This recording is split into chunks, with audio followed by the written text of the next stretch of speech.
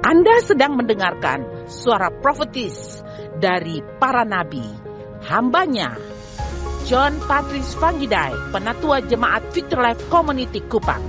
Dengarkanlah dan lakukanlah perintah Tuhan melalui para nabi, maka engkau akan berhasil. Selamat mendengarkan.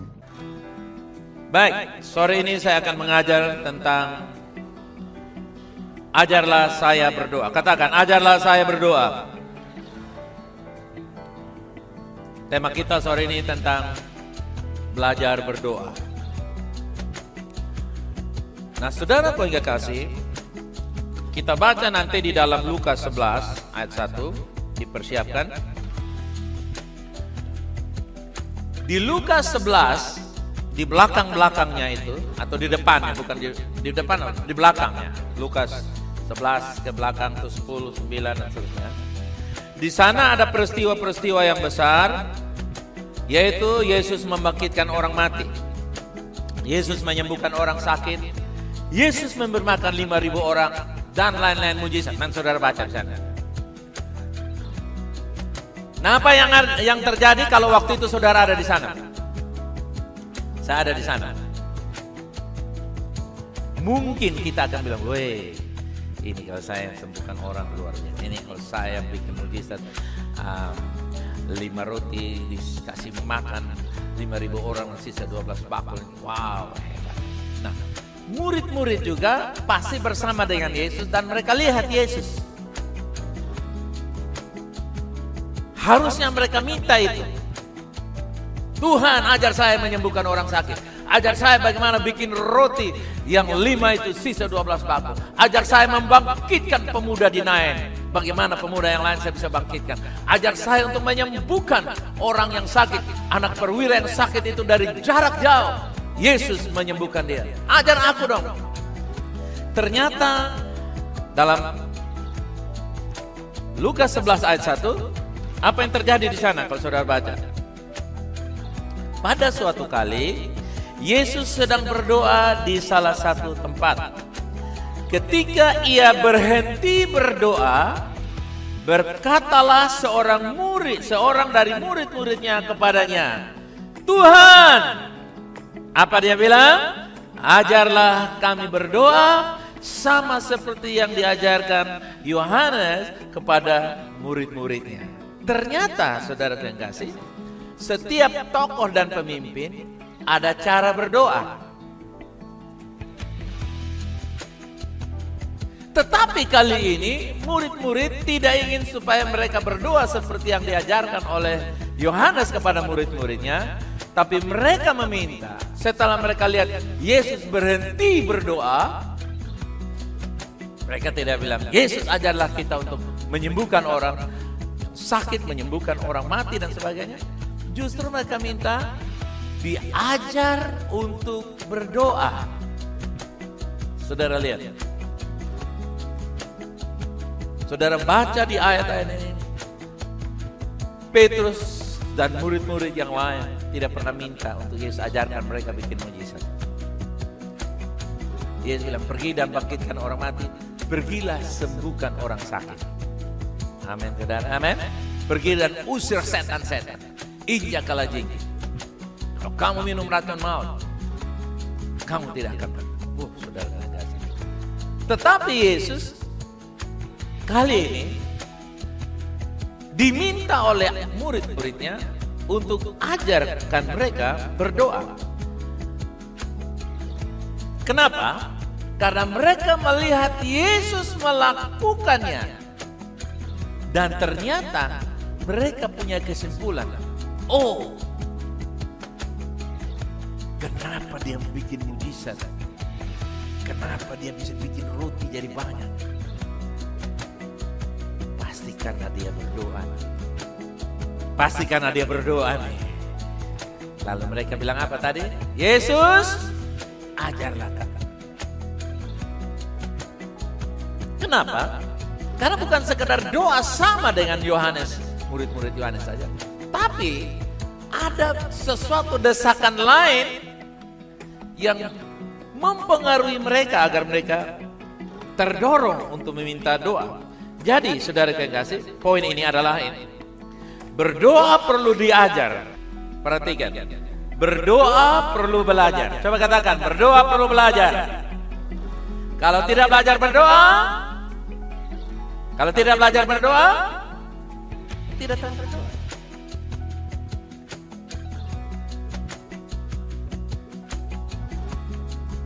Kita bersyukur tahun ini kita sudah mengalami percepatan yang luar biasa. Peningkatan. Dari doa yang biasanya jam 6 atau jam 7 sampai jam 9.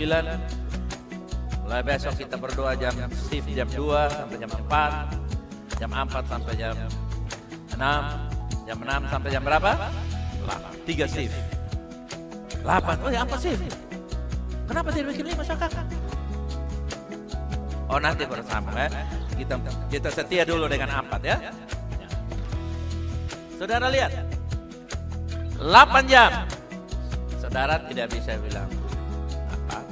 Kalau tidak bisa 2 sampai 4, 4. Jadi dengan kata lain, kita punya waktu yang rileks, yang santai. Nah, di dalam doa nanti ada perjamuan kudus dengan tujuan masing-masing yang jelas, dan juga ada doa-doa lain yang nanti saya ajarkan dan tolong nanti diterapkan. Oke. Doa seperti apa? Bukan seperti mengucapkan mantra. Abakadabra, lempar salah pasti kena. Nah, begitu.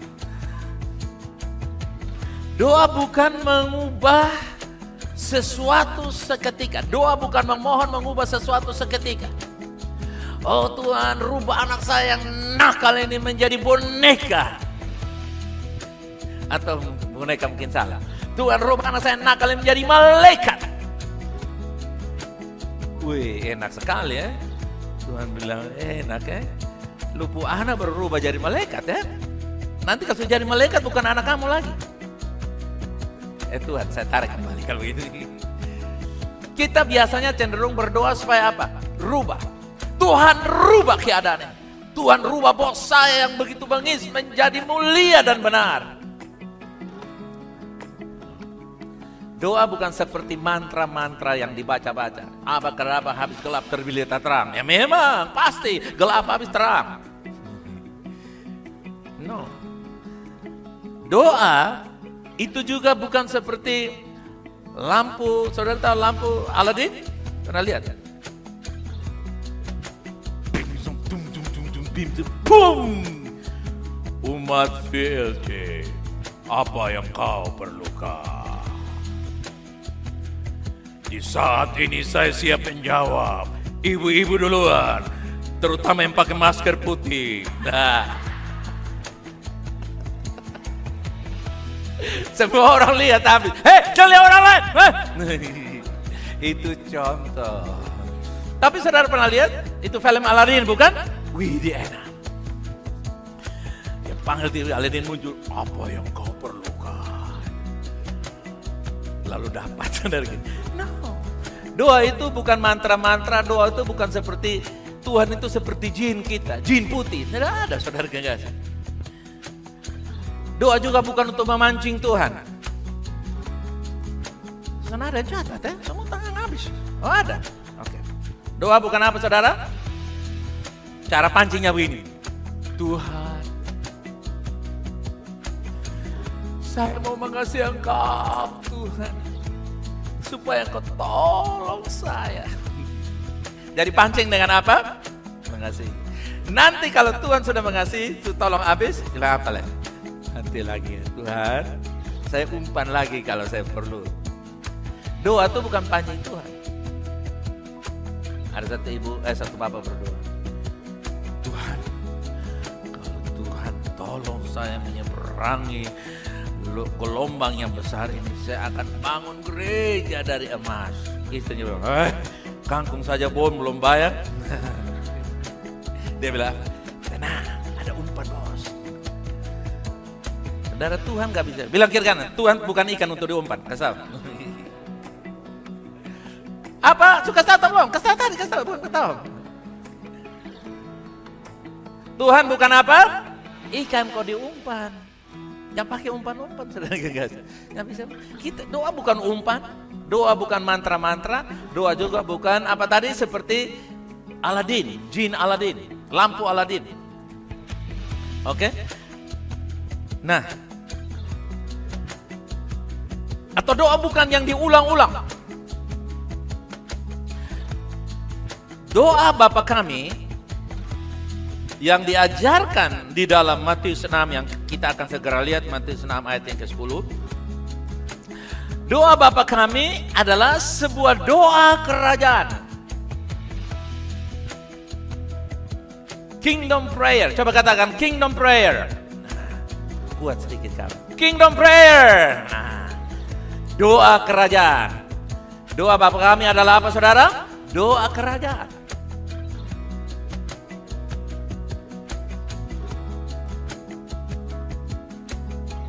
Nah, kita lihat di dalam Matius 6 ayat yang ke-10. Isi doa Bapa kami ada 3 prinsip penting di dalam doa Bapa kami. Kita mulai dari Matius 6 ayat yang ke-10. Coba baca bersama saya 2, 3. Datanglah kerajaanmu, jadilah kehendakmu di mana? Di bumi seperti di surga. P yang pertama adalah penyembahan.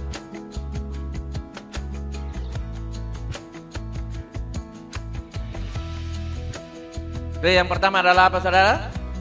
Penyembahan.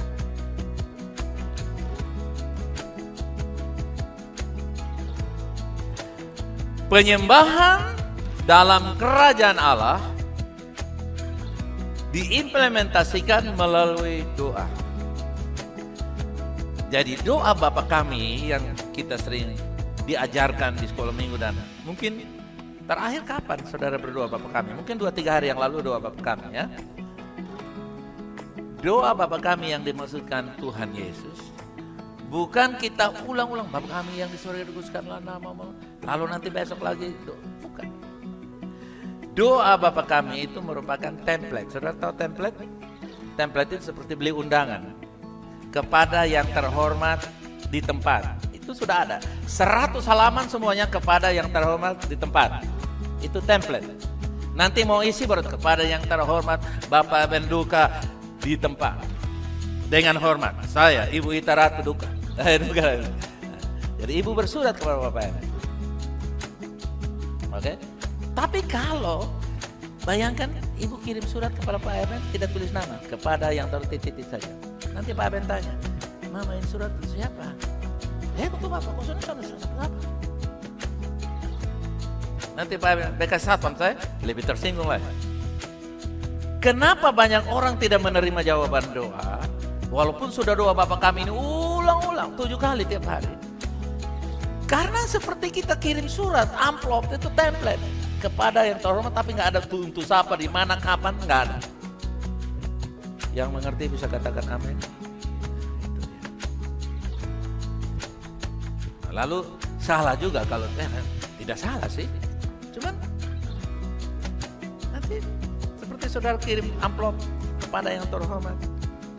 Tapi siapa? Untuk apa?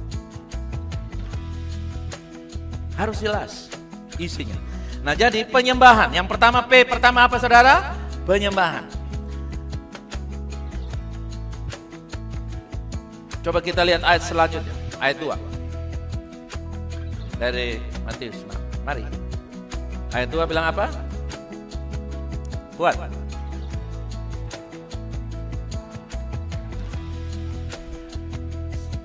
Saudara lihat, setelah dia memberikan kepada kita janji itu, bahwa itu bagaimana kita berdoa, baru selanjutnya.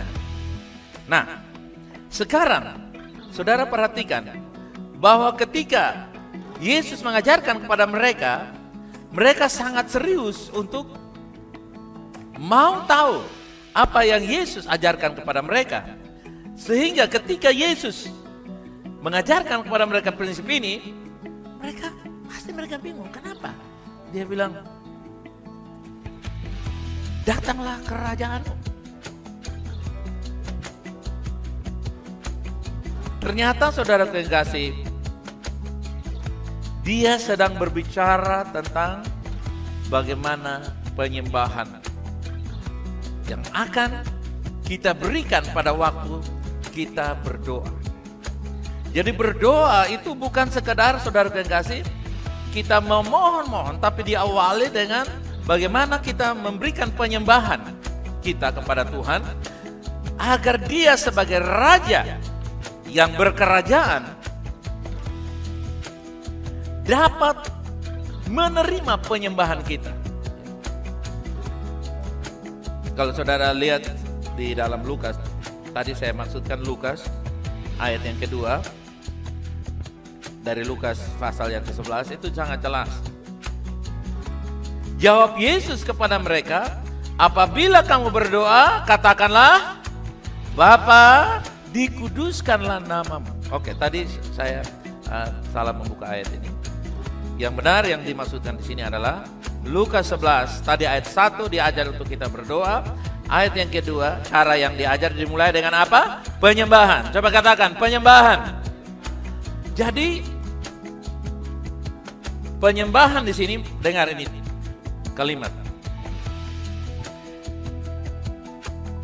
Doa penyembahan atau doa Bapa kami, perhatikan, adalah doa yang dihidupi dalam kehidupan dan doa di dalam kerajaan. Doa kerajaan yang dihidupi di dalam hidup dan doa di dalam kerajaan. Itu template-nya di situ. Sekali lagi, doa yang dihidupi dalam kehidupan kerajaan dan doa yang ada di dalam kerajaan. Jadi, saudara perhatikan di sini, apa yang terjadi di dalam kerajaan? Yaitu Dia mau supaya kita menghidupi doa yang ada di dalam kerajaan. Di dalam kerajaan ada doa yang dihidupi. Doa yang di dalam kerajaan itu namanya apa? Penyembahan. Doa yang ada dalam kerajaan itu namanya apa, saudara? Penyembahan. Bukan mantra. Bukan bim salabim. Bukan doa yang berulang-ulang. Bukan doa yang tadi memancing Tuhan. Tapi memberikan apa, saudara? Penyembahan.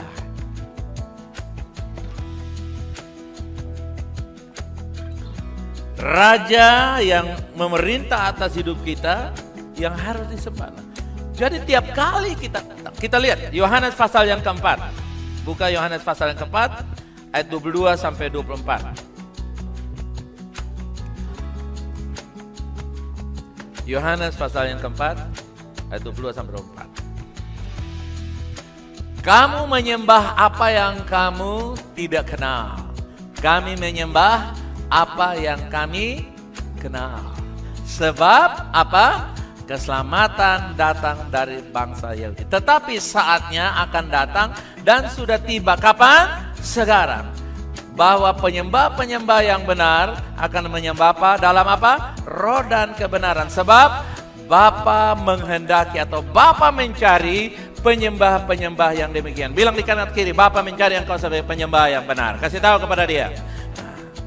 Nah, jadi saudara lihat, ketika kita panggil Bapa di sorga, maka dilanjutkan dengan dikuduskan namamu. Dikuduskan namamu.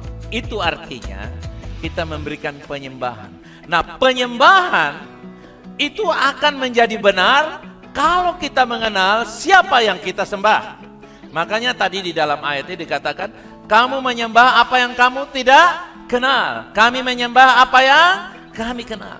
Jadi dengan kata lain begini, penyembahan yang benar akan memimpin kepada kehidupan yang benar.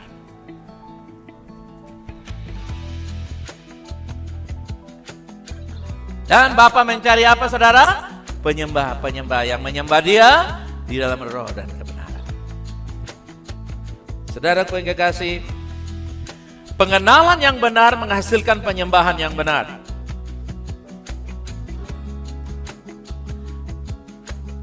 Penyembahan yang kita berikan kepada Dia bukan sekedar Bapa, tapi Dia sebagai Raja yang kita sembah. Raja yang memberikan kehidupan kepada kita. Kenapa kita panggil Bapa di surga? Bapa itu ada dua sebutan. Yang pertama disebut Aba. Aba sama dengan Dedi sama dengan Papa. Itu sebutan yang paling intim. Dedi. Lalu Aba, Papa. Sebutan yang pertama. Lalu saudara yang kasih, Bapa yang kedua yaitu kita memanggil dia sebagai Bapa yang berkuasa. Seperti saudara memanggil, saudara datang di dalam, saudara berjumpa dengan Bapak Wali Kota, saudara panggil dia, Papa. Saudara ketemu dengan Bapak Faren di kantor, Dedi Faren Sekot. Cocok atau tidak? Tidak cocok, bukan? Tapi saudara berjumpa dengan seorang pejabat yang kau panggil dia apa? Bapak. Artinya legal, resmi, formal. Nah sebaliknya saudara ketemu wali kota di rumah, dia ada pakai tangan pena. Bapak wali kota yang saya hormati. Dia bilang, lu berangkat dari sini. Tidak cocok bukan? Nah, berapa banyak orang kalau ngomong itu lain. Tapi begitu dia mulai berdoa. Ya Allah, ya Tuhan kami. Padahal hari-hari itu kalau diomong sudah mas parak orang lancar saja. Saudara. Kenapa? Karena orang tidak memahami arti doa. Ketika kita panggil Bapa itu yang kedua. Yang pertama adalah keintiman. Yang kedua adalah respect. Karena jabatannya. Sebagai pencipta, raja dan penguasa. Bapa itu artinya apa? Bapa artinya sumber. Bapa artinya apa? Bapak-bapak, kamu artinya apa kalau istrimu panggil Bapak? Jangan jadi menyaut. Ibu-ibu yang sudah bersuami, kalau kamu panggil Bapak, Bapak itu artinya apa? Sumber apa? Sumber Lloyd. Jadi bapak-bapak kalau anak-anak dan mama-mama atau istrimu dan anak meminta uang, sedikit-sedikit beta, sedikit-sedikit beta, sedikit-sedikit beta. Nanti istri senyakel, kok ini sapu anak, ini sapu anak, ini sapu anak, banyak-banyak, ini sapu anak, muat di kerobak, sapu anak. Kan ada begitu. Jadi saudara lihat, ketika kita panggil Bapa, itu sama dengan yang pertama inti. Dan kalau sudah panggil, biasanya di rumah kan dia, anak-anak kan, Papa. Langsung dia mulai bilang, kita mau minta duit berapa lagi? Karena kita sudah tahu, nada panggilan anak tuh kita sudah tahu. Amin bapak-bapak. Ada yang kalau panggil saya tuh, Bapak John itu ya masih bapak umum. Dedi, atau kalau dia WA tuh, Dedi. Nah, kalau saya sudah langsung, mau minta uang berapa, minta supaya tersibuk.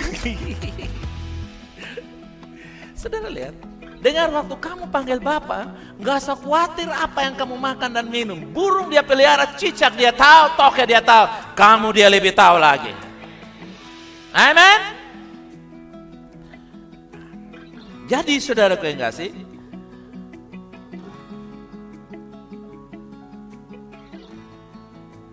lalu tadi dikatakan dikuduskan namamu. Kenapa dikatakan tadi Yohanes 4 ayat 24 atau 23 dikatakan tadi? Bapa adalah roh dan Allah itu adalah roh dan kita harus menyembah dia dalam apa? Roh dan kebenaran. Jadi Tuhan itu tidak berwujud. Dia tidak berwujud, dia roh. Roh tidak dapat diwujudkan. Saudara tidak bisa. Roh itu modalnya gimana? Roh artinya tidak bisa dilihat. Bisa dirasa pengaruhnya ada, tapi tidak terlihat. Nah, jadi ketika kita memanggil dia di dalam roh, alam roh kita, maka sebenarnya saudara kekasih, kita memberikan segala penyembahan pengagungan kepada dia yang adalah sumber kehidupan kita. Jadi sampai pada tahap ini kita tidak menyembah untuk mendapatkan sesuatu, kita menyembah karena kita memiliki Allah yang punya segala sesuatu.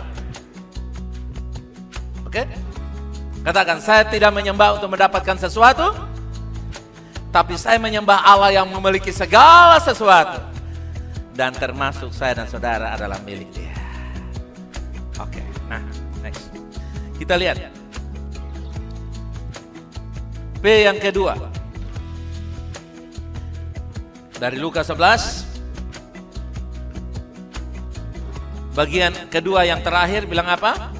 Datanglah kerajaanmu. Coba katakan, datanglah kerajaanmu. Nah, P yang kedua adalah datanglah kerajaan. Yang kita sebut adalah pemerintahan dalam kerajaan Allah. Kalau tadi penyembahan dalam kerajaan Allah, P yang kedua adalah apa? Pemerintahan dalam kerajaan Allah.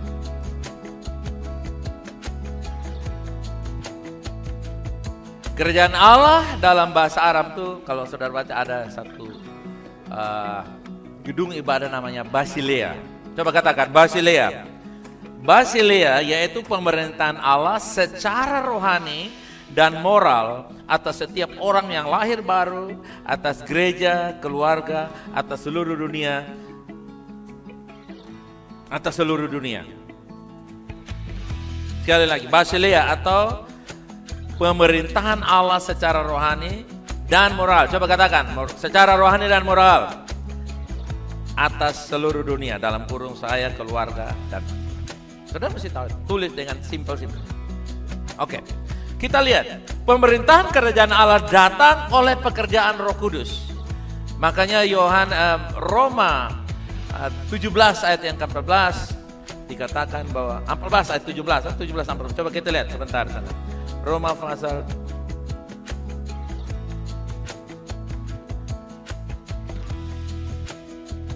Roma 14 ayat yang ke-17. Sebab kerajaan Allah bukanlah soal makanan dan minuman, tetapi apa? Soal kebenaran, damai sejahtera, sukacita oleh apa? Roh Kudus. Roma 14 ayat 17. Katakan, kerajaan Allah oleh Roh Kudus. Katakan. Nah, tanpa Roh Kudus, orang tidak bisa mengalami kerajaan Allah. Yang adalah sukacita, kuasa, damai sejahtera. Ya. Nah, jadi pemerintahan Allah datang oleh Roh Kudus, diaplikasikan dalam penyerahan diri kita. Jadi penyembahan adalah kita mengagumi kebesaran Tuhan sebagai Bapa kita, tapi juga sebagai Bapa pencipta langit dan bumi. Tetapi di dalam pemerintahan kerajaan Allah P yang kedua, yaitu kita menyerahkan seluruh hidup kita ke dalam tangan Tuhan. Kita menyembah Dia, tapi juga kita menyerahkan hidup kita kepada Dia. Jadi pemerintahan Allah atau kerajaan Allah itu dengan kata lain keintiman kita dengan Sang Raja. Coba katakan, keintiman saya dengan Sang Raja. Supaya saudara punya HP, kita punya iPad, kita punya HP bisa operasi, kita mesti plug, mesti tancap. Apa tuh namanya itu? Charge. Betul ya saudara? Apa yang terjadi kalau saudara lupa charge? Tidak bisa operasi. Demikian pula sebenarnya. Kalau hidup kita tidak intim dengan Tuhan, kita seperti baterai yang nol, low bat, off. Agama ada, nama tetap Kristen, baju Kristen ada, tetapi kita tidak memiliki persekutuan. Mungkin kita juga perjamuan, tapi kita tidak mengalami terobosan. Itulah sebabnya pemerintahan di dalam kerajaan Allah, poinnya adalah keintiman saya dengan Raja. Oke. Nah, keintiman kita dengan Raja diaplikasikan dengan apa? Penyerahan diri. Coba katakan, penyerahan diri. Keintiman selalu menyerahkan sesuatu. Saudara kawan baik dengan orang lain, saudara kemudian ini pegang dompet saya, ini pegang HP saya, ini pegang uang saya. Betul ya? Tidak bilang, oh kotong kawan dekat, makan masing-masing bayar. Enggak ada.